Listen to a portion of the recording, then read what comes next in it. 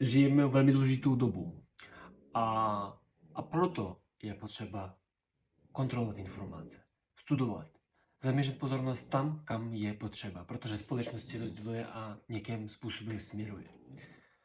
A pokud my nemáme jako obyčejní lidi pod kontrolou situace, pokud novináře nepovídají to, co by měli povídat, to znamená, že my ztrácíme tu kontrolu. To znamená, že my jdeme za nějakou ideologii.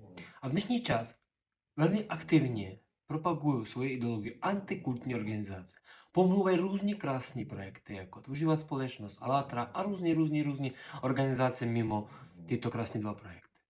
A musím říct, že ty antikultní organizace, oni vnášejí takový zrnko své pravdy a tím, že mají velké množství kapitálu a podplácejí novináře, oni vlastně manipulují s váma. Probujte si, protože tohle je velmi důležitá doba. Můžeme to změnit, ale je potřeba podívat se na situaci globálně. Nechám videjko, v kterém pochopíte, co se skutečně děje v dnešní čase. Čus. Mnozí z vás si jistě všimli obrovského množství článků a jiných publikací o Alatra s těmito zlověstnými titulky. Víte ale, kolik jich bylo zveřejněno?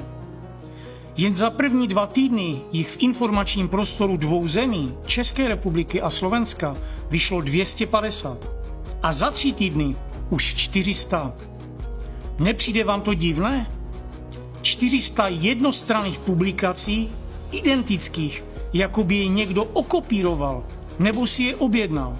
Synchronně vydaných s identickým narativem a plně v souladu s rétorikou vůdců ruské pronáboženské organizace Racirs.